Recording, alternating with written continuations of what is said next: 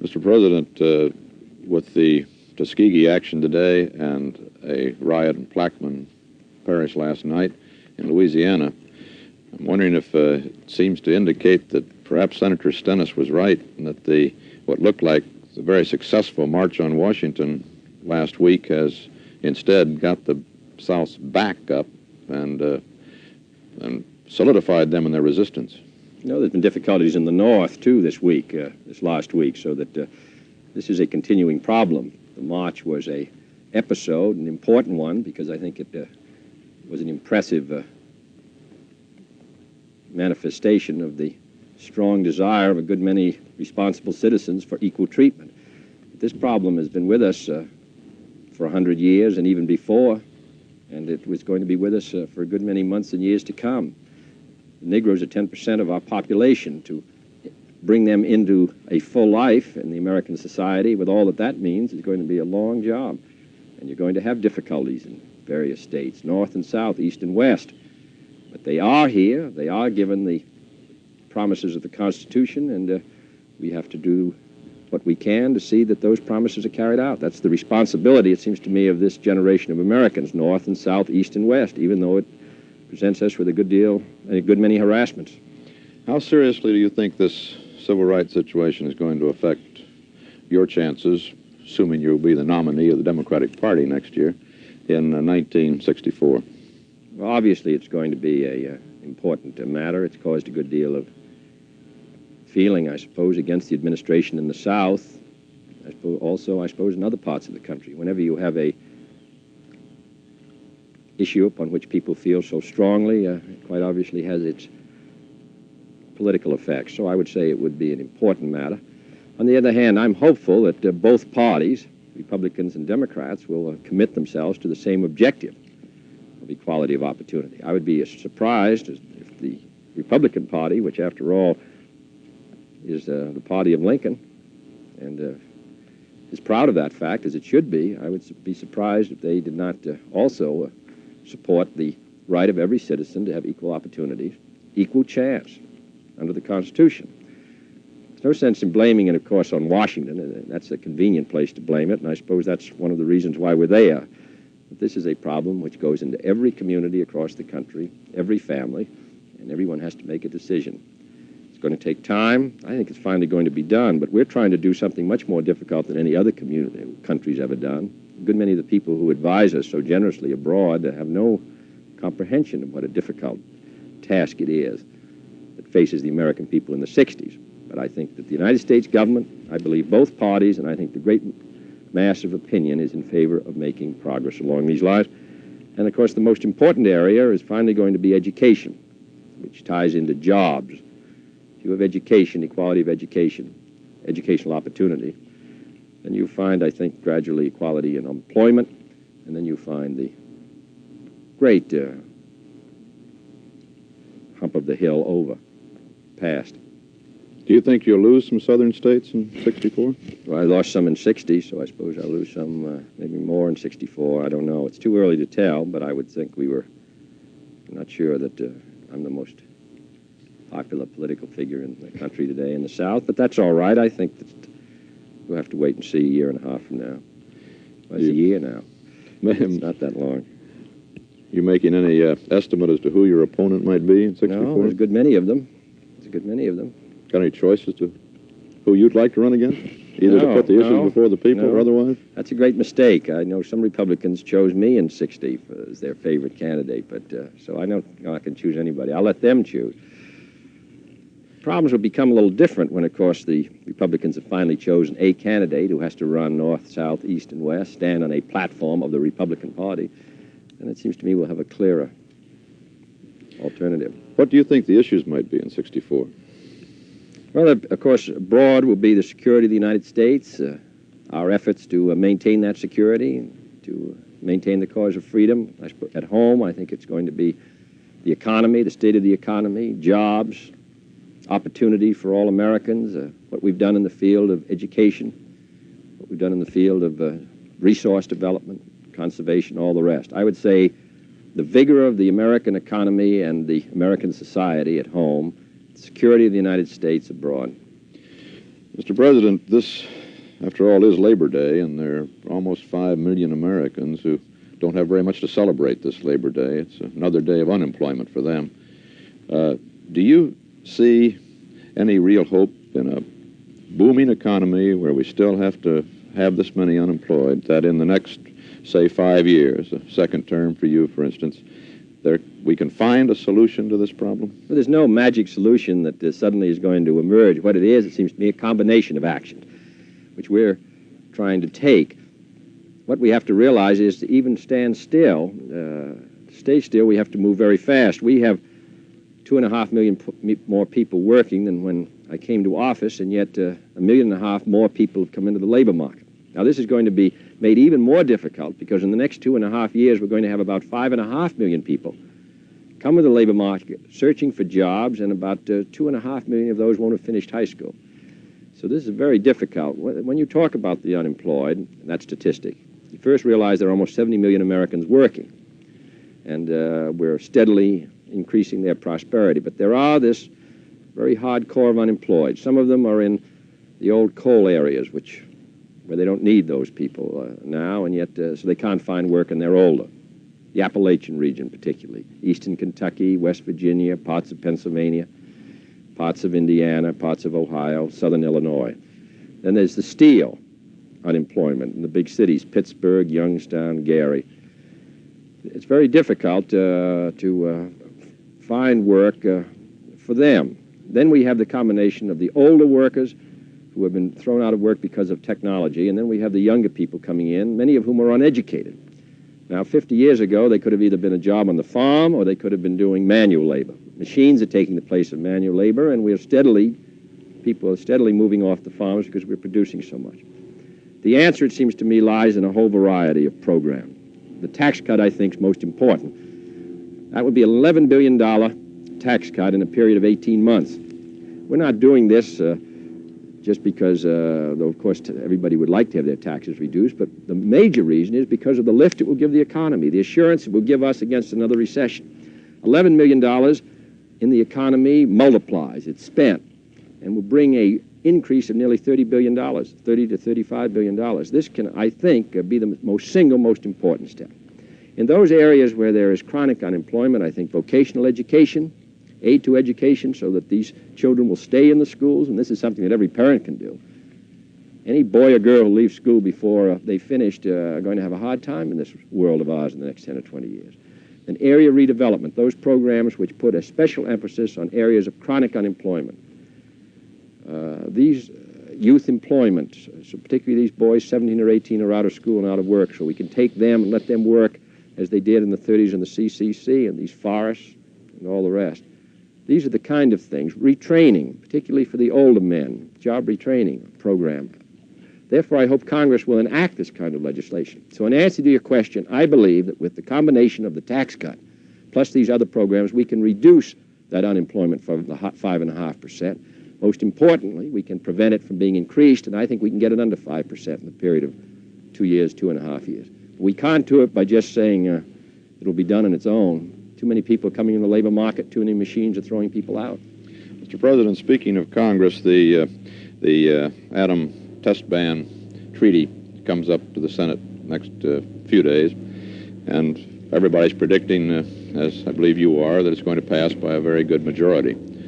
But has all of the argument about it, discussion about it, and even suggestions from high places, including former President Eisenhower, a reservation on the treaty, do you think that this has hurt the spirit that prevailed in getting this treaty in the first place?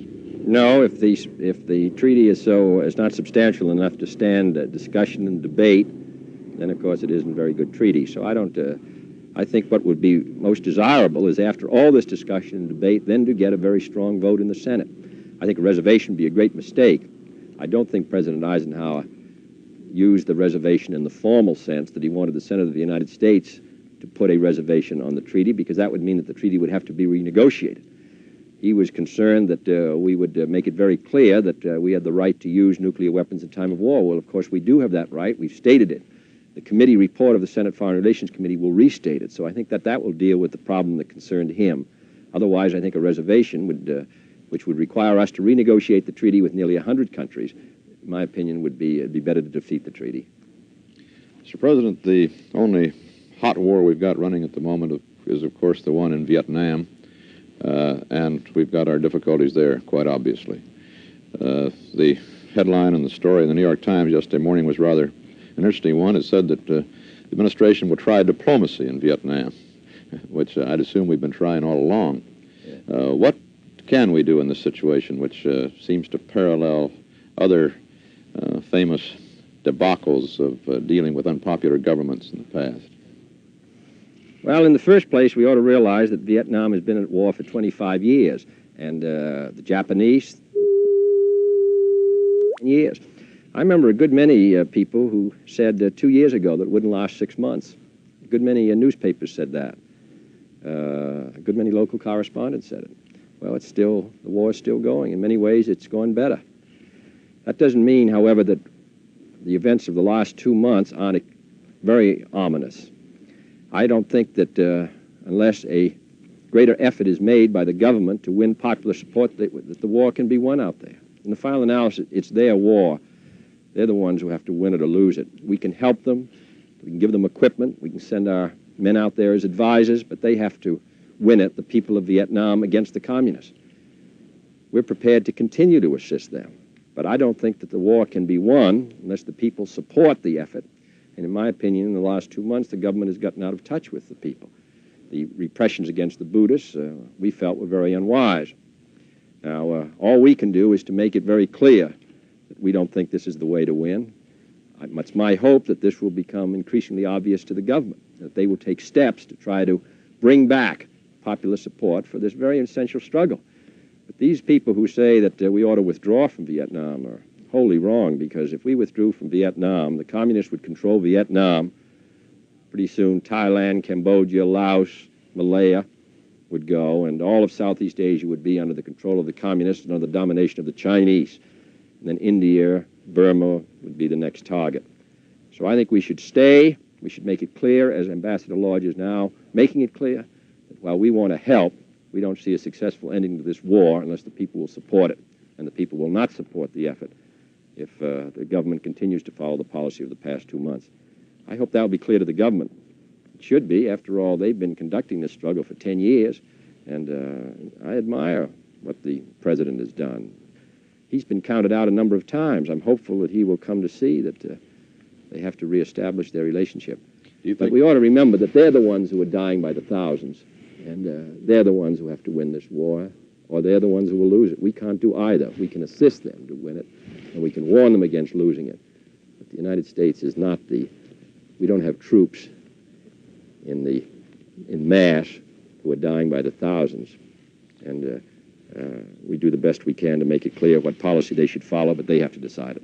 Do you think that this government still has time to regain the support of the people? With changes in policy and perhaps in personnel, I think it can. If it doesn't make those changes, I would think that the chances of winning it would not be very good. Well, hasn't every indication from Saigon been that President Diem has no intention of changing his pattern? If he doesn't change it, of course, that's his decision. He's been there 10 years, and as I say, he has carried this burden when he's been counted out on a number of occasions. Our best judgment is that he can't be successful on this basis. We hope that he comes to see that. But in the final analysis, it's the people and the government themselves who have to win or lose this struggle. All we can do is help, and we're making it very clear. But I don't agree with those who say we should withdraw.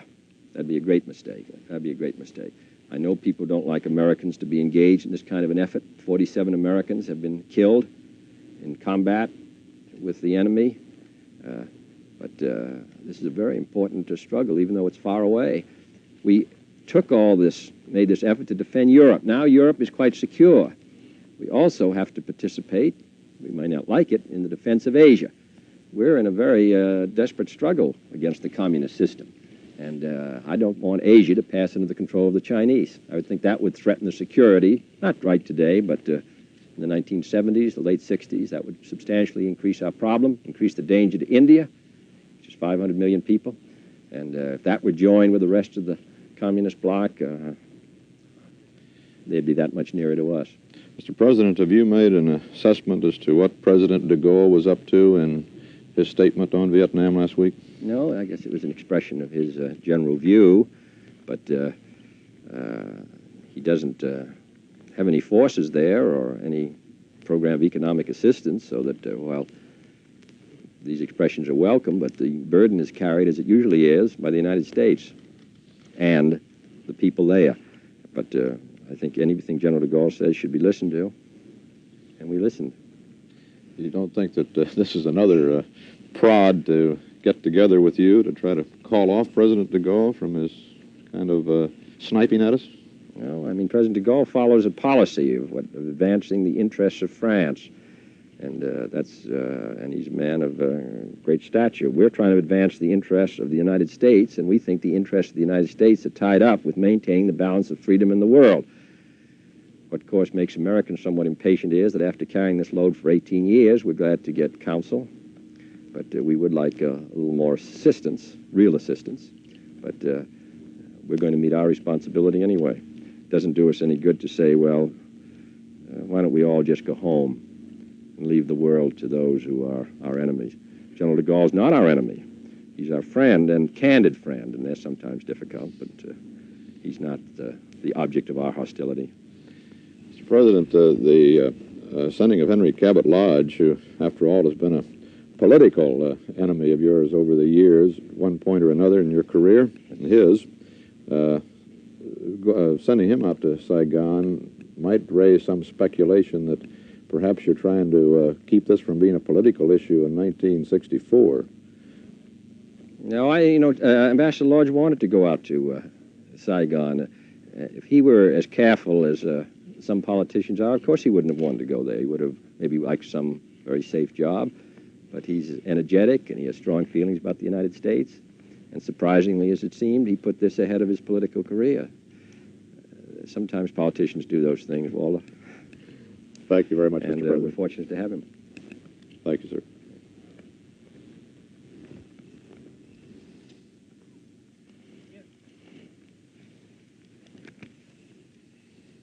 Could you just sit here for 1 second and we get a report? How many minutes do we do? We can cut out a little of that stuff in the Can you get the economy. reverse, please?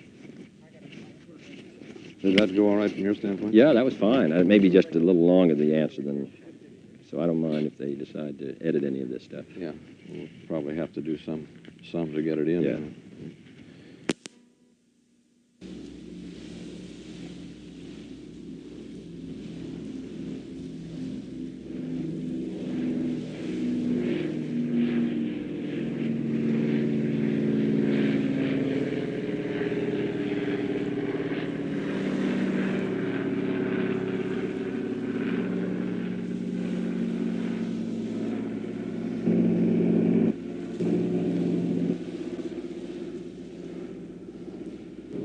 Got a helicopter stand by at LaGuardia to get in to avoid the Labor Day crowd. Beg pardon? What do you figure it averages a day? The time I spend? No, the cost, the actual cost of this. Oh, gosh. You mean of this shooting or of our whole program? Say a half-hour show, you figure... Oh, we figure, I think, roughly $50,000 a day. Oh, do you want me? Are you shooting? Yeah, actually, what we're doing is just getting some cover shots for Ithaca.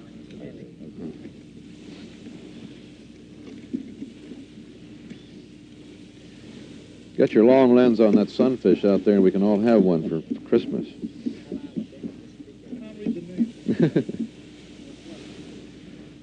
I've got one of those up on a little lake up in Carmel, New York, where we go. God, they're a lot of fun. Those little surfing boards there. Thank you very much. Good, all set? Sailing board. Yeah, fine.